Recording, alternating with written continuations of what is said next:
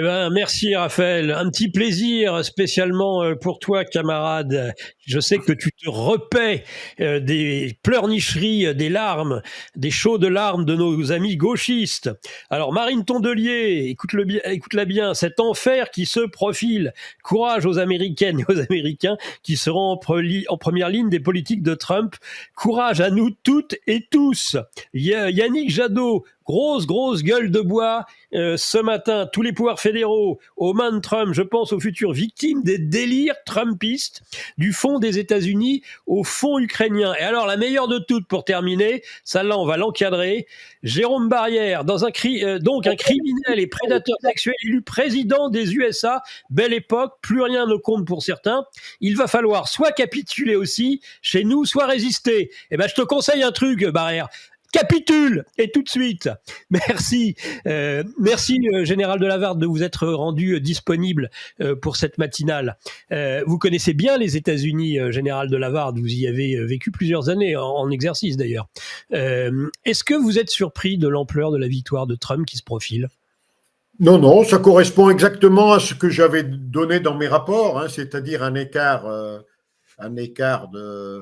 de 3 à 4 points, hein, en faveur de Trump, hein.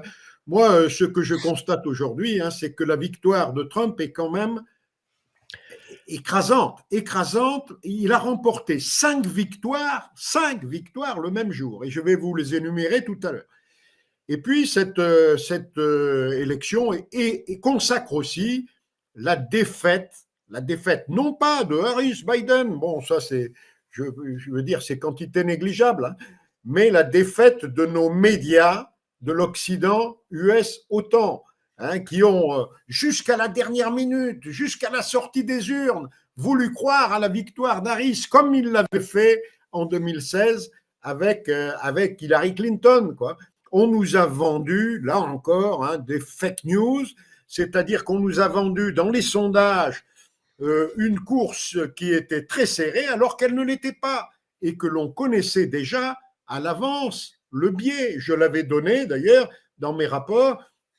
Le biais dans les sondages américains est à en gros 4 points pour les démocrates. Quand on vous dit qu'il y a égalité entre démocrates et républicains, ça veut dire que les républicains sont 4 points en avance. C'est comme ça depuis 10 ans.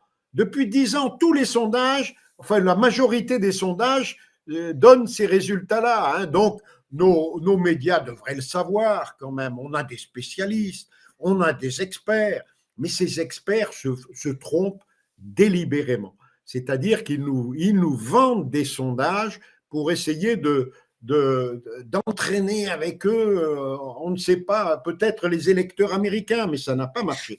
Alors, si vous le voulez bien, je vais vous énumérer les 5 victoires, hein, Absolument, Général. Alors d'abord, la victoire à l'élection présidentielle, hein, c'est ce matin à 9h que Trump a franchi le cap des 270 grands électeurs qui lui permettent d'être élu. Donc il est élu depuis 9h ce matin.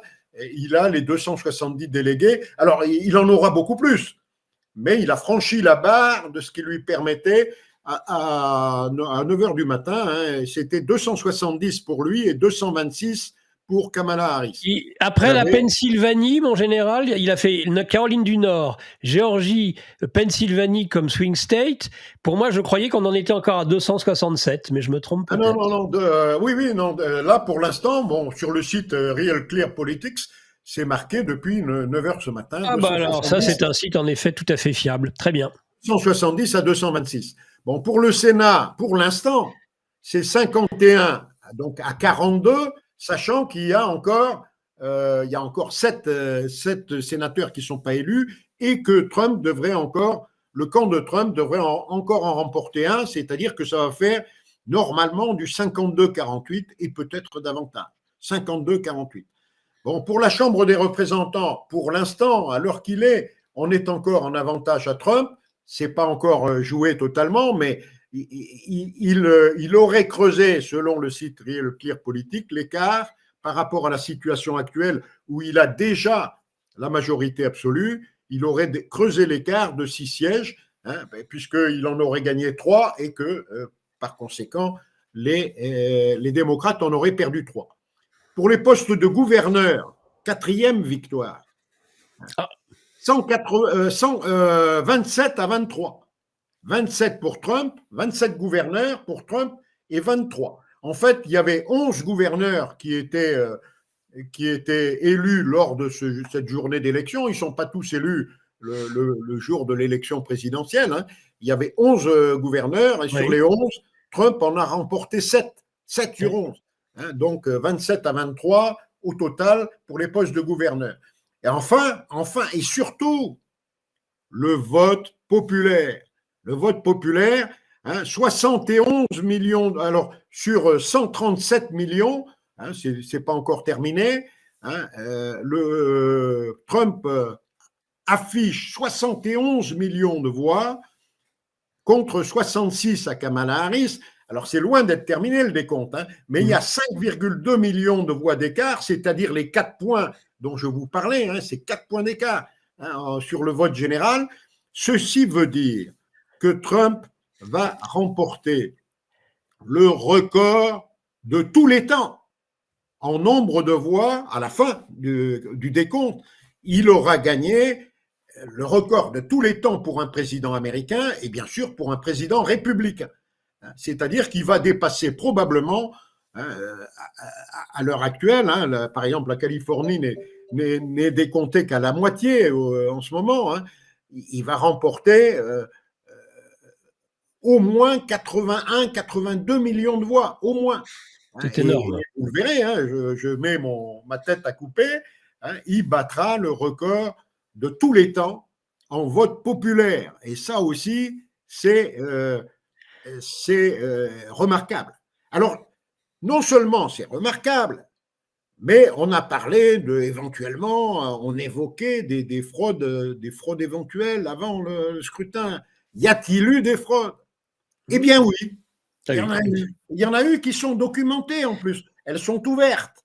Par exemple, dans certains États dirigés par les démocrates, on avait laissé le bulletin de Kennedy qui s'est retiré, ça fait déjà 2 mois ou 3 mois.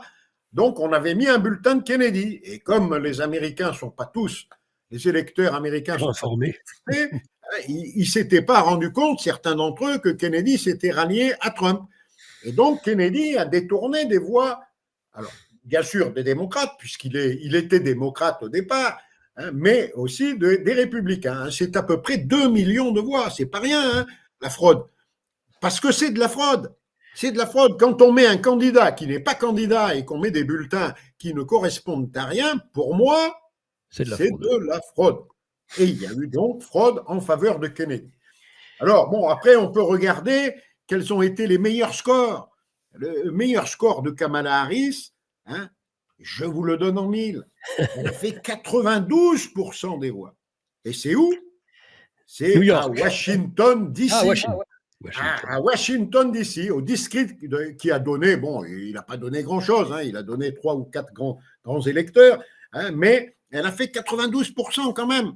Mais en dehors de Washington, D.C., où sont regroupés bien sûr tous nos journalistes, ils sont là-bas. C'est pour ça qu'il voyait déjà, il la voyait déjà en haut de l'affiche, comme dirait Charles Aznavour. Hein. Je me voyais déjà en haut de l'affiche. Hein. Il voyait déjà Kamala Harris, hein, les Darius Rochemin de LCI, là, ils vantaient déjà la victoire de Kamala Harris encore ce matin. Et ils doivent en être pour leurs frais. C'est une défaite cuisante pour nos médias, pour les médias de l'Occident otanien en général, US comme UE, et surtout pour les instituts de sondage qui se sont révélés, une fois de plus, comme des outils de manipulation, hein, au service de l'oligarchie, de l'État profond. Hein, c'est ça. Au service de qui? Qui dirige les instituts de sondage et qui dirige la meute médiatique? Eh bien, les médias, ils en sont pour leurs frais. Hein. C'est terminé. Hein. Celui qui a gagné l'affaire, pour l'instant, c'est bien Trump. Alors, Trump, va-t-il être proclamé président dans 2 mois? C'est pas sûr. Pourquoi, mon général? Pourquoi? D'abord parce que on a vu que c'était une cible privilégiée de tous les tueurs du coin et que les tueurs de l'État profond et les tueurs des partis démocrates, et les tueurs des gens qui ont été cités tout à l'heure, que vous avez cités, c'est-à-dire de tous ceux qui aujourd'hui sont atterrés des résultats, hein, et qui s'aiment, qui appellent presque au meurtre, hein, qui disent il faut éliminer ce gars-là, hein, qui est au nom de la démocratie. Au nom de la démocratie. Au nom de la démocratie, bien sûr. Hein, au nom de la démocratie. Bon, donc il risque premier élément d'être assassiné, hein, comme l'ont été beaucoup d'autres avant lui, enfin plusieurs autres avant lui. Bon, ça c'est un premier point. Et puis le deuxième point, c'est qu'on va lui coller dans les pattes tout un tas de peut-être. Alors, je ne pense pas, compte tenu de l'ampleur de la victoire, je ne pense pas que la victoire soit discutée par le camp démocrate. Ou alors, et d'ailleurs, elle est reconnue maintenant par certains dirigeants occidentaux comme dit Emmanuel Macron, se sont empressés d'aller baiser les pieds du nouveau maître des États-Unis, hein, avant même que les résultats soient proclamés. Hein. Ça veut dire que la victoire, elle est reconnue et que Kamala Harris, elle n'aura guère que son mouchoir pour pleurer. La pauvre, je lui en veux pas à elle, hein, j'en veux surtout à ceux qui étaient derrière et qui ont essayé de trafiquer l'élection de A à Z. Hein. Ils ont essayé, ils ont fait tout jusqu'au dernier jour, hein, et y compris dans nos médias. On les a vus, moi tous les jours dans nos médias, on tapait sur Trump. Hein, et voilà que les Américains n'ont pas la même vision. Ils sont aveugles, ces pauvres Américains, ou c'est nous qui le sommes? C'est ça la question à se poser. Bonne question. Hein, ou c'est nos médias qui le sont. Bon, voilà quoi. Donc moi, si vous voulez, je vois les résultats. Les résultats sont là. Hein, et le vote populaire est là. Hein. Là aussi, pour une première fois, on aura un président qui n'est pas élu ric-rac. Non, il est élu par le peuple américain et par le peuple, par une écrasante.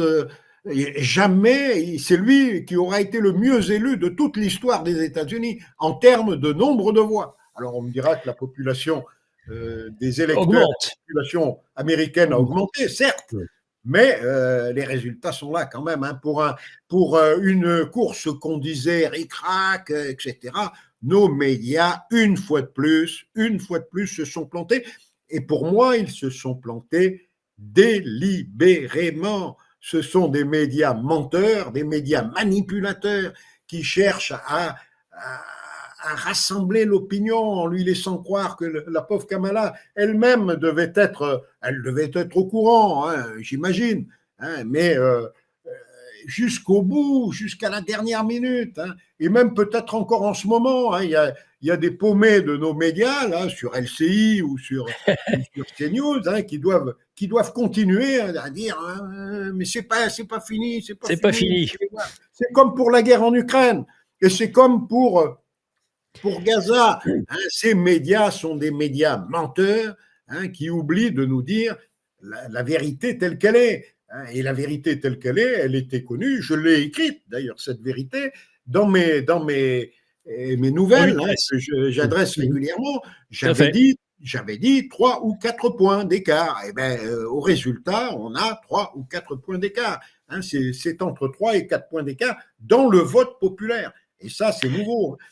Alors, est-ce que ça va avoir des conséquences sur les vassaux américains? On va après parler, même si on n'a que 30 minutes en tout, des différents points chauds et des conséquences que pourrait avoir cette élection de Trump. Mais déjà, la conséquence sur l'Union européenne, sur cette Europe vassalisée, qui en effet s'est précipitée à aller baiser les mains et les pieds du nouveau maître. Du nouveau maître, oui, c'est ce qu'elle va faire, mais le nouveau maître, bon, actuellement, bon, il a clairement affiché la couleur. Hein. Ce qu'il veut, c'est d'abord essayer de refaire de l'Amérique un État souverain hors de l'État profond. Donc, je pense qu'il va mettre à contribution, bien sûr, ceux qui l'ont aidé, hein, en particulier les gens comme Elon Musk. Il va le mettre pour peut-être sur le plan de l'économie, pour essayer de voir ce qui peut être fait pour essayer de redresser l'économie américaine et de réduire une dette abyssale hein, qui n'en finit pas de grimper. On est à 36 000, on a dû franchir le cap des 36 000 milliards de dollars de dette. Hein, donc ça, Trump se rend bien compte, et il l'a dit, hein, si le dollar perd son rôle de monnaie de transaction internationale, c'est comme si on avait perdu la guerre, hein, si on perdait une guerre. Hein. Il l'a dit, ça. Il l'a dit il y a quelques jours à peine. Hein, donc, je pense qu'il va mettre Elon Musk à contribution. Il va mettre Kennedy à contribution. Kennedy, il va le mettre à contribution sur la lutte contre l'État profond, les big pharma, les big data, les big tout ce qu'on veut là. Hein. Le big lobby militaro-industriel. Hein. Bon, tout ça, il va faire en sorte de remettre au pas, je pense. C'est au moins ce qu'il a prétendu vouloir faire. Alors après, est-ce qu'il pourra le faire? Il va être, dès le premier jour, hein, pris par tout un tas de conseillers. Hein. Vous allez voir arriver, comme en 2016, hein, lors de sa victoire de 2016, la première délégation étrangère qui est arrivée pendant la période de transition. Hein. La période de transition, c'est la période qui sépare le début novembre, là maintenant, jusqu'au 20 janvier. Donc c'est une période de 2 mois dans lesquelles les nouvelles équipes se forment, s'informent aussi de la situation réelle du pays. Et pour les informer, ils reçoivent tout un tas de gens. Et dans les gens qu'ils reçoivent, en général, les premiers à s'inviter, le Mossad, hein, et comme il l'avait fait en décembre 2016, la première délégation étrangère à arriver pour expliquer à Trump l'état du monde vu tel qu'il devait le voir. Hein, c'était la CIA hein, et les Israéliens qui sont arrivés à une réunion, je me souviens, hein, en décembre 2016, hein, pour expliquer à Trump comment le monde fonctionnait. Donc là, je pense qu'ils le feront peut-être un peu moins parce que Trump sait déjà comment le monde fonctionne. Hein, mais voilà, quoi. Et il va mettre à contribution aussi des gens, certainement il les prendra avec lui dans son administration, des gens qui l'ont beaucoup aidé, comme Tucker Carlson, qui est un influenceur gigantesque, hein, et puis Tulsi Gabbard, des gens comme ça, hein, qui étaient autrefois, pour certains d'entre eux, plutôt démocrates, comme Elon Musk, qui est un démocrate, hein, au départ, Kennedy, qui était un démocrate, Tulsi Gabbard, qui était plutôt aussi du côté démocrate. Hein, tous ces gens-là se sont convertis et sont devenus un peu patriotes, hein, on va dire, hein, et souverainistes, et puis peut-être aussi dans le sens des valeurs, parce que y a le problème des valeurs, hein, le wokisme et tout ce qui était à la mode et qui fait pleurer aujourd'hui nos élites. Tous les commentaires que vous nous avez cités tout à l'heure de responsables divers là, qui pleurent aujourd'hui, hein, la bonne Kamala, hein, etc. Ce sont des mondialistes wokistes et tout ce qu'on veut, quoi. Donc voilà. Et ça, c'est quand même. Je pense qu'il va changer beaucoup de choses et surtout, il va laisser l'Europe, et il va la laisser face à ses propres responsabilités, hein, c'est-à-dire il va la laisser vis-à-vis de l'Ukraine terminer et on va être bien embarrassé, hein, parce que lui va s'en aller, hein, il va arrêter l'aide, donc la guerre est perdue en Ukraine, hein, c'est clair. Et il va se débrouiller à faire la paix, comme il l'a dit, je pense, parce que c'est un homme de paix, hein, par rapport à Obama. Obama est prix Nobel de la paix. Ouais, prix Nobel de la paix. Hein. Il a entamé 10 guerres. Il a participé à 10 guerres. Il a balancé un nombre de bombes sur la planète effarant, comparé à Trump, qui lui n'a jamais lancé une guerre. Hein. Donc je pense qu'il va, fondamentalement, c'est un homme qui ne veut pas la guerre, hein, et qui va éviter la guerre avec tout le monde, la guerre ouverte. Alors peut-être pas la guerre économique. Même au Proche-Orient, au Proche-Orient, mon général. Au Proche-Orient, je pense qu'il va faire en sorte de calmer le jeu. Et c'est pour ça d'ailleurs que dans sa victoire, il faut pas l'oublier, hein, les musulmans américains ont majoritairement voté Trump. Hein. Ouais. Parce que justement, il a dit je ferai la paix au Moyen-Orient. Hein, il cherche à faire la paix. Alors, il a proclamé un peu partout qu'il soutiendrait Israël, etc., jusqu'au bout. Bon, ça, c'est de la déclaration électorale. Hein. Ce qu'il voulait surtout, hein, c'était être élu, quoi. Et il ne voulait pas fâcher trop le lobby en disant bon, ça commence à bien faire. Mais je ne pense pas qu'il apprécie beaucoup Netanyahou aujourd'hui. Hein. Je l'ai vu lors d'une réunion tourner le dos à Netanyahou et oublier de lui serrer la main. Hein. Cette image, elle reste encore dans les mémoires. Hein. Netanyahou essayant de venir serrer la main de Trump et Trump lui tournant ostensiblement le dos et allant vaquer à ses occupations. Quoi. Donc je ne suis pas sûr que Trump, au-delà des effets déclaratoires, pour des raisons électorales, hein, il a dit des choses qu'il ne fera pas. Hein, et pour ceux qui connaissent Trump, on sait lesquels. Hein. Non, Trump est un homme qui va faire la paix. C'est pas du tout, il ne correspond pas du tout à l'image noire que nos médias ont voulu présenter. Hein. Nos médias sont des médias mondialistes. Hein, et c'est des médias aux ordres de Donc l'oligarchie. belliciste. Donc belliciste. Hein, belliciste. Donc belliciste. Oui, mondialiste, belliciste, tout ce qu'on veut. Hein. Donc,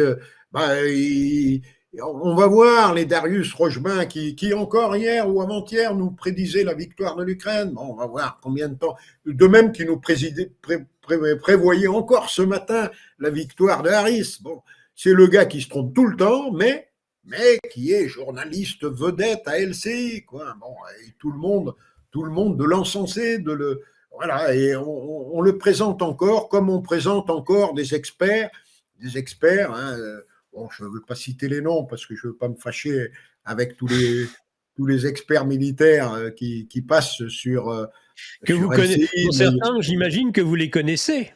Vous les avez déjà fréquentés. Il y en a même dont j'étais le supérieur, hein, qui sont bien connus. Bon, je sais, mais je ne veux pas me fâcher avec qui que ce soit. Hein.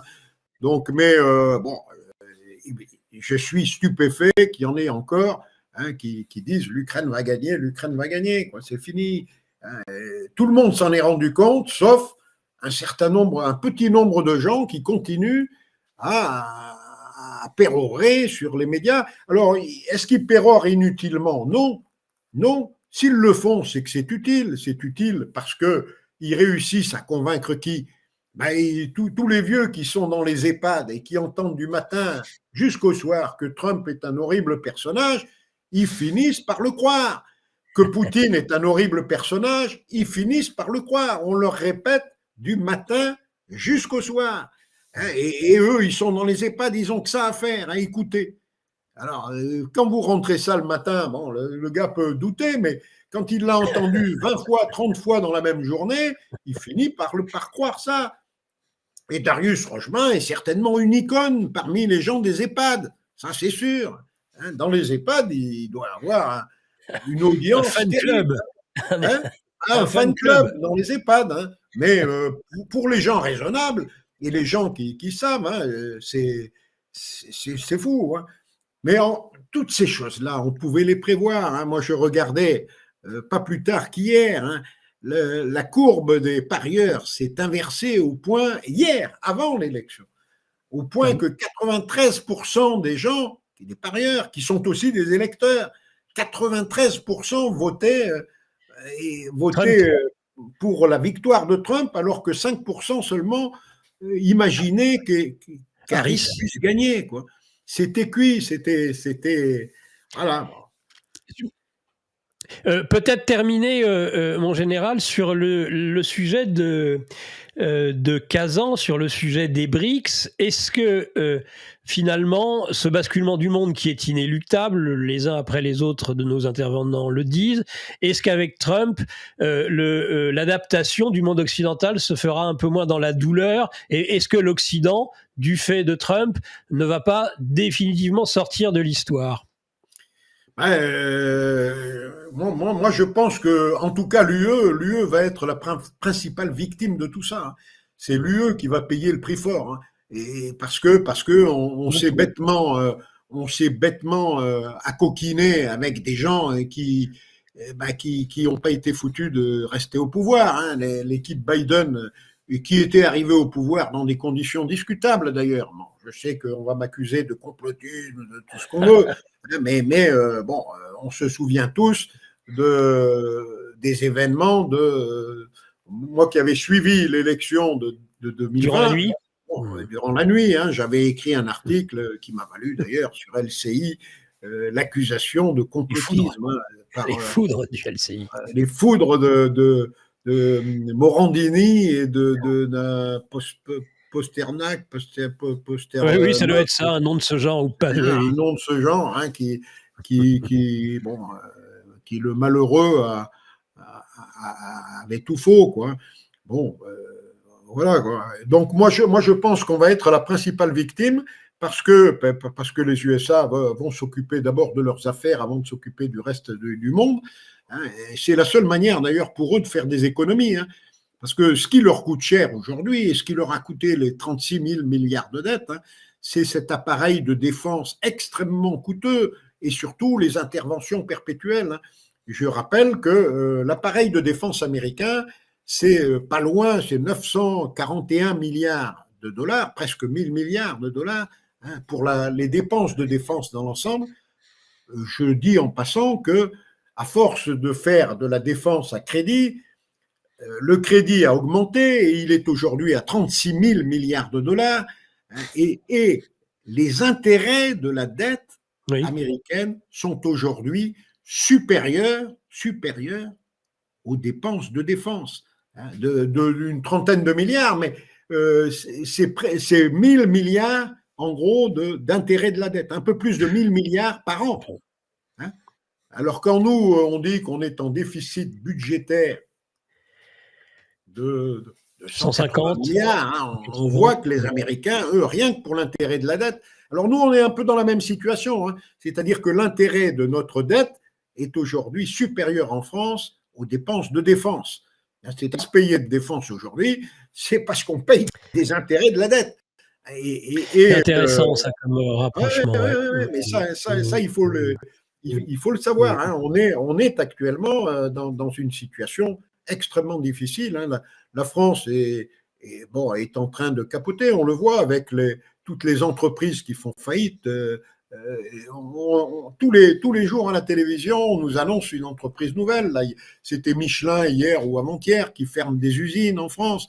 Hein, pourquoi on ferme des usines? Parce qu'on n'est plus compétitif. Hein, et pourquoi on n'est plus compétitif? Parce qu'on paye l'énergie plus cher, etc. On aurait pu s'entendre avec les Russes, on s'est entendu avec les Américains qui, eux, ne pensent qu'à une chose, c'est à nous piller, nos ressources, hein, à piller Alstom, à piller tout ce qui tient, y compris Michelin d'ailleurs. Hein. Les usines, rassurez-vous, elles vont être perdues pour nous, mais elles vont être gagnées en Amérique. Elles ne sont pas perdues pour tout le monde. Hein. Elles ne sont pas perdues pour tout le monde. Hein. Michelin, il ira s'installer en Amérique où il a pignon sur rue. Michelin, je me souviens, de très longue date, hein, ça fait plus de 30 ans qu'ils ont, au point que les Américains eux-mêmes pensent que c'est une marque américaine. Hein. Ils ne savaient pas que c'était une marque française. Hein. Quand j'étais en poste là-bas, dans les années 95, ils me disaient « Ah, Michelin !» Michelin, c'était Michelin. Hein. Et c'est pour eux, c'était américain. Hein. Donc, voilà, quoi. Et nous, on est en train on va couler. Hein. L'Allemagne coule. Alors, le tout est de savoir à quelle vitesse on va commencer à réaliser qu'il faut lâcher l'Ukraine, quoi. Combien de temps encore on va mettre des milliards en Ukraine, des milliards qui ne seront jamais remboursés? Combien de milliards on va encore mettre? Bon, alors qu'on n'en a pas et qu'on a 180 milliards, parce que les milliards qu'on donne à l'Ukraine, c'est du déficit supplémentaire pour la France. Hein, c'est pas... Quand on vous dit à la télévision, c'est la dette. On va débloquer des millions, on va débloquer des dizaines de millions, on débloque rien du tout. Ce qu'on débloque, c'est le compteur de la dette. Hein. On n'a rien dans les caisses. On risque pas il n'y a pas d'argent bloqué dans nos caisses. Hein. Il n'y en a pas. La caisse, elle est vide, elle est même percée. Elle est non seulement vide, mais percée. Hein, bon, à partir de ce moment-là, c'est clair que on va pas s'en sortir. Hein. Donc, pour moi, je suis pessimiste pour l'Europe. L'Europe va peut-être même, enfin l'OTAN et l'Europe vont peut-être même imploser ou exploser, comme vous voulez, hein, et ça va mal tourner pour nous. Hein. Je ne vois pas de possibilité de réversibilité de cette montée en puissance des BRICS comparé. Alors, bien sûr, ce n'est pas nos adversaires. Ils ne se présentent pas comme nos adversaires. Ils se présentent comme quelque chose qui est différent. Hein. Un monde en marge du nôtre, puisque le nôtre ne fonctionne pas très bien, avec des institutions qui ont été bâties par les Occidentaux, pour les Occidentaux, hein, dans tous les domaines, hein, économiques, le FMI, la Banque mondiale, et même sportif, par exemple, hein, le CIO. Le CIO, c'est un truc occidental pour les Occidentaux. On élimine qui on veut comme ça parce que le gars nous plaît pas, il fait quelque chose qui, selon nous, est contre les règles que nous avons fixées, hein, pas forcément contre les lois internationales. Hein. Le droit des peuples à disposer d'eux-mêmes, ça existe, et dans le Donbass, ils devaient pouvoir en profiter, hein, du droit des peuples à disposer d'eux-mêmes. Ils ont voté. Et à mon avis, il n'y a pas photo. Hein, les gens du Donbass, ils ne veulent pas être de chez nous. Hein.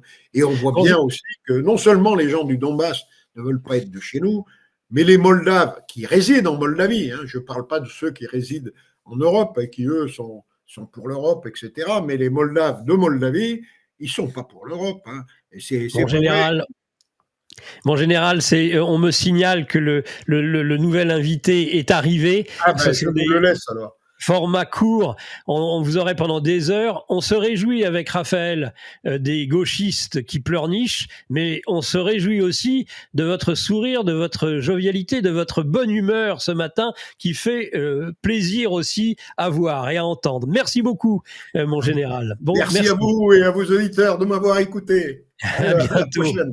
À bientôt.